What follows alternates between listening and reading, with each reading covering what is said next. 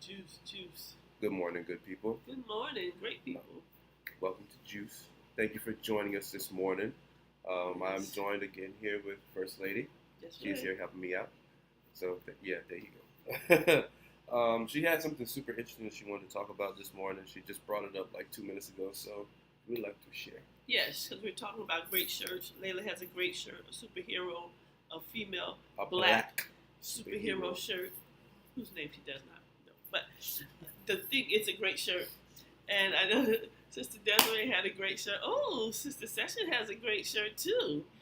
Oh, authentic. Oh, Okay. accountable. Oh, man. Accountable. That shirt is fire. Pure. I love that. But Sister Desiree had a great shirt and it says, show up. She makes t-shirts.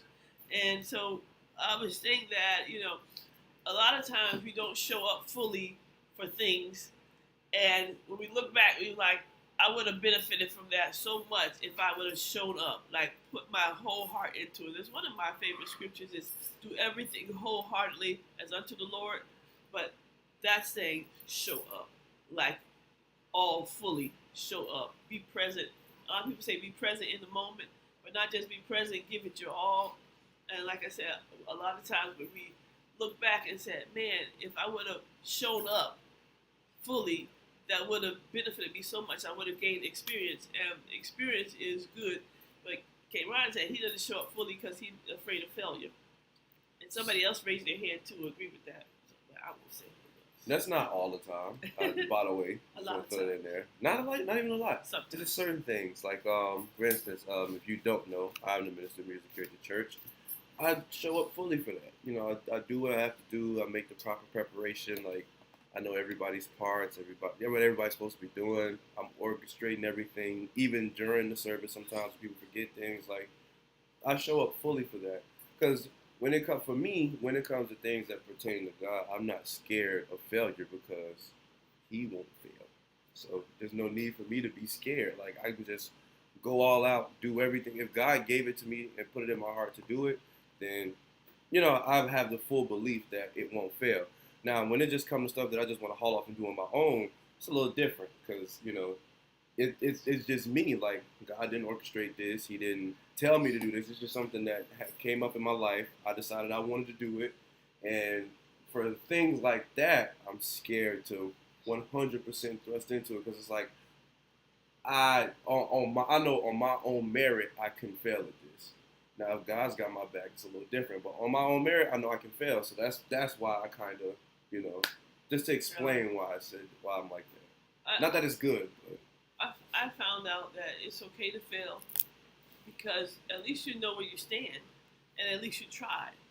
And once I got over that, I think sometimes you're just self-conscious, like, oh, and you down yourself. Oh, I'm so stupid. Oh, I'm worthless. Oh, my gosh, I can't believe it. I'm embarrassed, But that's a growth if you realize that I tried it and you gain experience. And then sometimes you get with people who will encourage you even if you fail. Like, it's okay. And that's what it is okay. Mm-hmm. It's okay to fail. But it's better to try and fail than not. Oh, that's somebody said that. Than not try at all. Yeah. And I think that's true. There's so many things that I didn't even attempt because I was afraid. Like, I was in the performing arts only because I followed my brother. My brother ran track, I ran track. My brother was in ROTC, I did ROTC. I had no desire to try anything new on my own. So everything that he did, I just followed him. And so it turns out that I enjoyed the track. Performing arts. My brother was in performing arts first at Dillard High School. I got some solidarity over there. And so I went for performing arts only because he did it. He just took the acting class. I joined the acting class. And then they said, oh, you're good. And they told me to come to try out for the performing arts. Everything that I tried, I benefited from.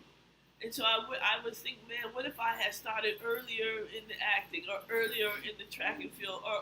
Well, I did start in the ROTC, and it turns out it benefited me in the long run. Not only did it benefit me because when I went into the Army, even though it was an Air Force ROTC, I automatically got ranking because I was in there 3 years. So I didn't start off as a private one.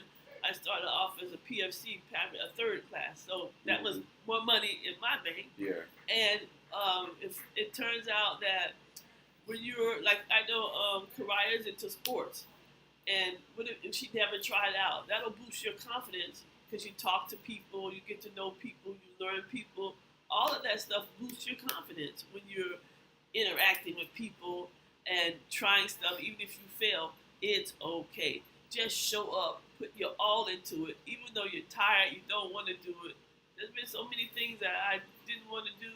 Even like, when you're being in trouble and you got to do some extra work, show up. Yeah. You gain new friends and everything.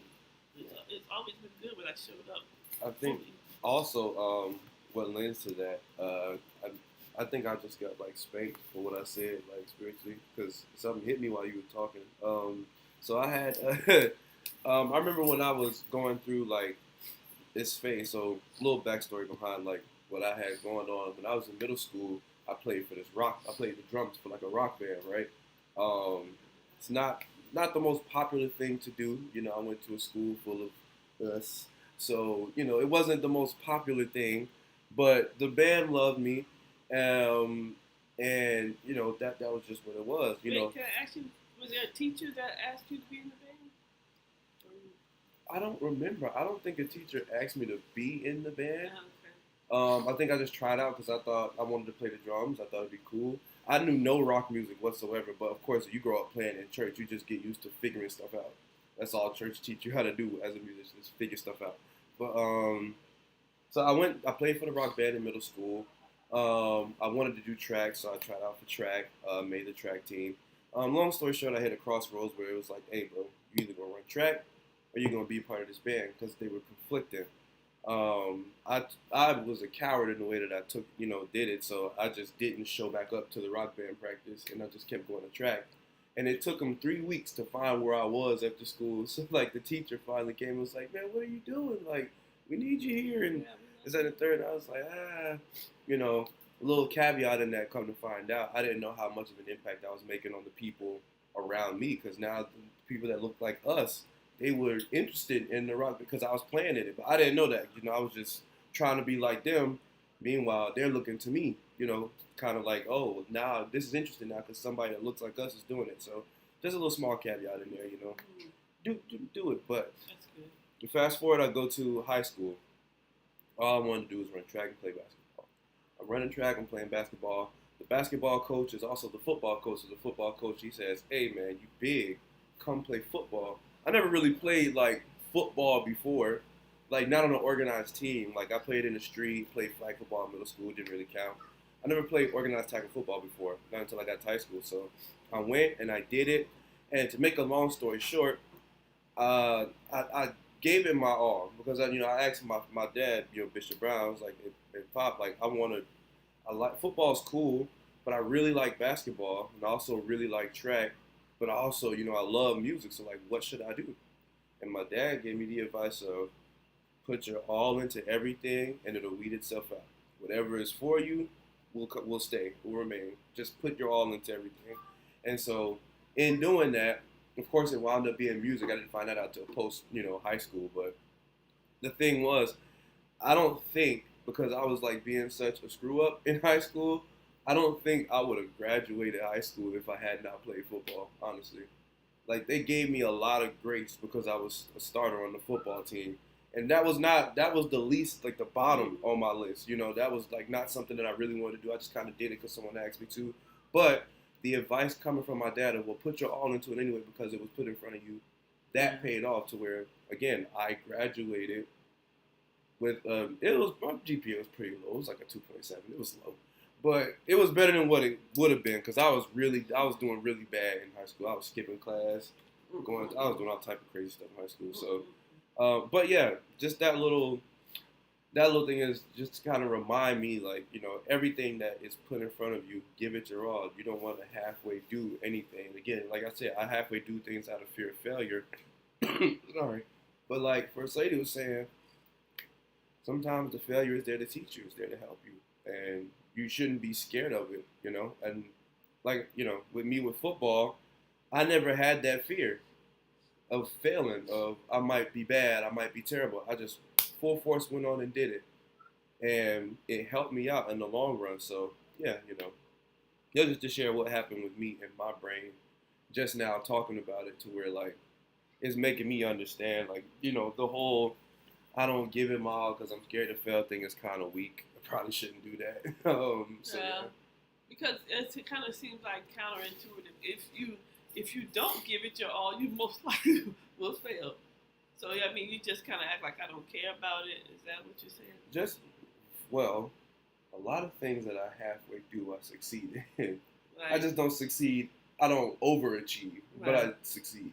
Okay. That makes sense. Yeah. So I think that's another reason why I developed that habit of not giving it everything. It's like I can still make out good, not giving it all. Yeah. I want to ask the class: have you ever tried something that you didn't want to do, but it turned out for you good? And what was it? Javelin. I was going to ask you how you got into javelin because how I got into when I was in track and field, I was going for the sprints because, like you said, that's what people like, the sprinters. And the coach just like, everybody get up and try to jump this hurdle. And so he made all of us, and so he thought you had potential. He threw you in there. So how did you? Because you look like you're a thin build, and you look like you have strength. How did you get to javelin? Did they just say try it? Oh really? See? And you went to did you go to nationals or junior Olympics? So imagine she was like, I don't want to do that. A lot of times, if you just show up and put your all into it, it works out. What about you, Layla? What made you go into the performing arts? Well, I really like dance. So I guess dance then that led to Okay, so you went through dance and you liked the performing arts. Cause you were good in that in the play. What was it? Color Purple. Right? You were good in that, and you were dancing. You were doing the dance. Come on now. Yeah. You did a good job. It led me to find that in high school, because I auditioned for dance program at Parkland in middle school, but so I tried again for high school. So I'm glad you didn't quit when you tried middle school. It didn't work. You didn't get it. You tried to get high school. You're in there, and you learned something else good. And I always think because I got two older brothers, and the one older brother was just doing stuff. He was in the band. He did the performing arts. He did the ROTC. He did the track and field. He was doing everything. He played the trumpet. I tried the trumpet. I was first chair the first week. Second week, the band director said, maybe you should try something else. But the thing is, I tried it. And then I like how you said, because you did the rock band, other people got interested. And I think, what if my brother was like my other brother, just hanging out behind the gym, loafing off? Then I promise you, I would not have tried anything. And I always tell them because he said, I wish I was a better brother. I'm like, bro, everything you did, I mimicked you, everything. So I'm where I am because you did what you did. And I think we realize that other people are watching us, and that you may be the catalyst to somebody else's greatness. Yeah, that's also true. I think it's funny because what also influenced me to join the football team was my little brother's success. It's something I may have never told anybody. But my little brother, he kind of got into organized football before I did. So watching him get into it, his team going to the Super Bowl and all this other, winning the Super Bowl. I think they won 2 in a row. So watching his success on the field, it was like, oh, so I can do this. It was an encouragement to me. So I don't think I've ever said that to anybody or told anybody that. But yeah, what First Lady saying is right. You going full force at whatever is put in front of you, you have no idea. It might not be the biggest or greatest of help to you at the moment, but you have no idea how that can help somebody else later on down the line or in the future. There was a verse that First Lady spoke on that kind of ties in with this. Let me go to the King James Version because that translation is funny looking. And it says, "And whatsoever ye do, do it heartily as to the Lord and not unto men. Knowing that of the Lord ye shall receive the reward of the inheritance, for ye serve the Lord Christ." There's a last verse that says, "But he that doeth wrong shall receive for the wrong which he hath done, and there is no respect of persons." So I had a personal interpretation of that. Mm-hmm. My personal interpretation was basically like whatever God is putting in front of you, do it wholeheartedly, of course, like we've been talking about, and you will see the benefit from it. And like we just talked about, the benefits that can come from, you can have your own personal benefit, or you could encourage somebody else that could be, wind up doing something great. So, for instance, like my brother playing football, if you really look at how I just detailed the story, my brother playing football is how I graduated high school. If you really look at how it went, you know what I'm saying? So there could be those type of benefits. And then there's also the last part where I kind of take that to mean like when you take on something that God has put in front of you or something that God has given you and you mistreat it, there's a consequence for that. So, I had my time, I always like to share a personal experience. I had my time where, I was a drummer here at the church. I was comfortable doing that. That was all I wanted to do. I was fine. Circumstances happened. I wound up being a minister of music. When I got up there, I really didn't know how to play keys like that. Like but I really didn't know how to play. So it was like learning on the fly, figuring things out. But once I felt like I had it not down packed, but once I had it to a point where I could survive in a service and be okay, I started to get lackadaisical and not take it as serious. And my personal life suffered because of that. Like it wasn't just it wasn't like just the choir didn't sound good and the band don't sound good. It hurt my personal life because what God put in front of me, I started to not take it serious.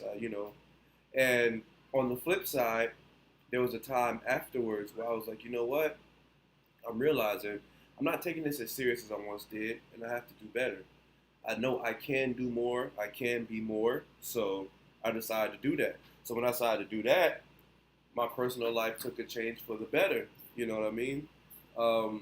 So it's for me personally, I've just seen it happen where when God puts something in front of you to do, it may not be what you wanted, it may not be what you planned, but it's what God gave you. Yeah. So you have to treat it with the respect that it deserves because your Creator put it in front of you to do. And when you fall short on that, when you falter on that, when you don't give it all the attention it needs, it will affect your personal life. It will. But I want to say also, don't be afraid. Because you can be afraid, but still do it. Because you're going to be afraid in life. Yeah. There was a time where there's something that I regret that I didn't do in high school, and I still regret it to this day. I'm 57. I still regret it to this day that I did not get the basketball team. Because like I said, I did everything my brothers did. My brothers played football in the street. I played football in the street. My brothers played baseball in the street. The whole street played baseball, football. They put a basketball hoop on the light pole when we played basketball. One of the girls from the other street came and saw us playing basketball. She told me I should try out for the basketball team.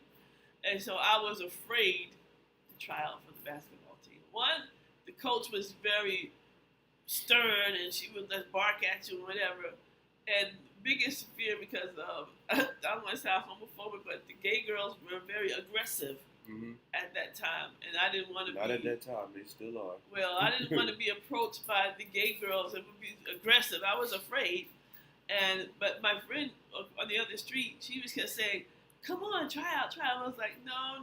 So I was afraid the whole time. I wanted to try out, but I was afraid. When I got into the military, I'm like 20. Was I in D.C.? Maybe 22 years old. I was, at the time we had different. We got your companies, your battalions, and then you got the post level. So this team was a post level team, but I was playing with my company team. But I would follow. This is how much I wanted to play basketball. I would follow the post team. When they got on the bus to go to different, this is in Italy, we would drive around to to different posts, the long rides. I would go overnight to watch that team, to be on that team. I wanted to play so bad.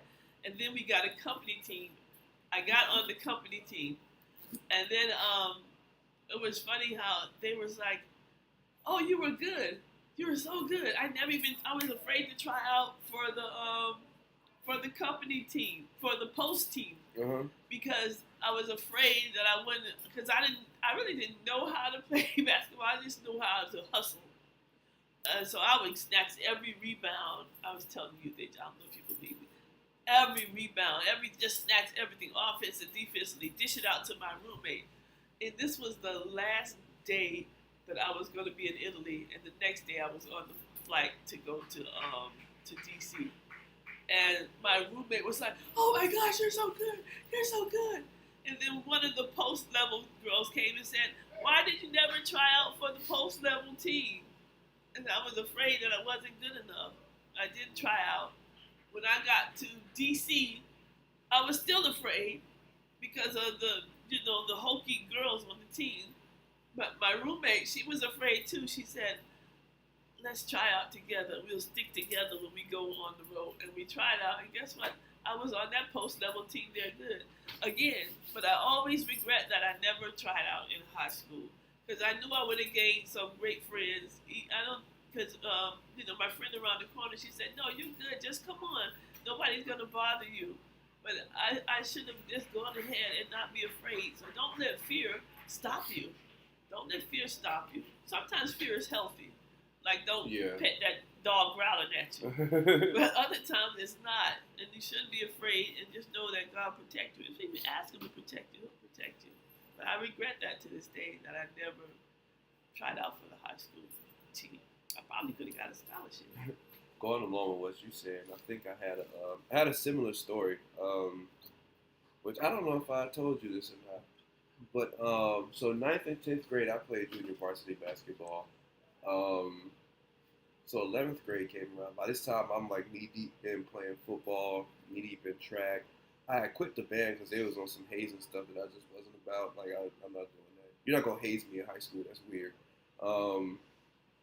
So I wound up wanting to go for the basketball team. So I asked one of the guys who played on the JV team with me. Now there was like 4 guys who was like a well-known thing, like, oh, these people or these guys could play on the varsity basketball team, but the varsity is already stacked, and we need our JV to be good, so we're gonna let them play JV. I was one of those guys, and there was 3 other guys that was on the team where it was like, we could be on the varsity team, but it's like, we'll just let the JV team have help, and the varsity team, they don't really need it right now. Mm-hmm. So I asked one of those guys, I was like, "Hey, bro, you think I'm gonna make varsity?" Now, again, I'm already knowing, like, I was already given the confidence that, oh, you're one of those guys that you could play varsity, but we're keeping you here for this reason. But for some strange reason, I decided to ask this guy, I was like, "Well, you think I could, make varsity?" Dude was like, "I'm gonna be honest with you. Nah, you ain't got it." So him saying that, for some reason, I allowed him to kill my confidence. Wow. And I didn't try out for the varsity basketball team. And it's like, when I look back at it, I really could have done damage playing basketball. Yeah. On the varsity team. I was trying to push you that way. But I literally didn't even go try out. It wasn't like I tried out and got booted. Like, I didn't even go try out because he said that. I was like, well, I'm not going to waste my time and all that weirdo stuff. But going along with this verse, there's a part in it where it says, "Do what you ever do it heartily as to the Lord, not unto men." Right. Yeah. So the problem is I gave man the power to take away my confidence or take away the gift that I know God put in me, because I was really good at basketball. Like, I wasn't no slouch. I was good. But I let a person outside of the Creator take away my confidence. And when you give people the power to put you up or tear you down, they're going to tear you down every time. Every single time. I want to say that once I got over my fear, that I was on everything. I was trying out for everything. I tried out for Madam Butterfly. I did audition for that play, and everybody was saying, "Oh my gosh, you're so good! You nailed it! You nailed it!" But I didn't get the part. But I was fine because I could tell I wasn't going to get the part. I even came to the show, and even like the one person came and told me, she said, really, she already had all the people for the parts anyway. But it didn't matter because I was afraid, but I went in there anyway, and just go in it anyway. And also, I tried out for every sport. I tried out for what's this thing, paddleball, like that. I One time this girl was so good, I never returned the serve. The ball would just whiz past me. I'm like, it was so bad. Everybody going, oh. But at the end, they were going, at least you tried. And I wasn't embarrassed or anything. But this is how I figured out how to conquer my fear of people. Um, I just treat everybody like they're my cousin. Like you're the cousin that you like. Yeah. So when I go into it, I go like, oh, they're my cousins, and just go ahead, and I feel at ease and comfort. So try that if you're afraid. Just go into them like they're your cousin and talk to them like you've been knowing them, whatever, your whole life. Yeah, and one thing that, going along with that before we wrap up, I just wanted to say, like, when you have a fear of people, you give people that power that I was talking about over you. You never want to let a person have the power to influence. As well, give people. Everyone's going to have some type of influence in your life, but you never want to give people the power to influence your decisions on things that God has put in front of you. Because ultimately, God is the only person that can tell you whether this is right, this is wrong, whether you should do it, whether you shouldn't. And if He is to use a person to give that message to you, you would know. It wouldn't be something that caught you out the blue. So just, my encouragement to you guys would be whatever God has given to you, go at it full force, no fear. Don't be scared of no person. Yes. Don't be scared of failure like me. Don't be scared of anything. Just go in it full force. Do what God called you to do, and you will see the benefits of it, whether in your personal life or the life of somebody you care about. So thank you guys for joining us. This has been Juice, First Lady Edition. Share, post, Facebook. Yeah, share, like, whatever you do. Well, you can't really share it if you watch it on the app, but whatever. Just share it, like it, do what you got to do. You can share it in the app. Well, when we figure out how to do that, I'll let y'all know. But thank y'all for tuning in, and God bless y'all.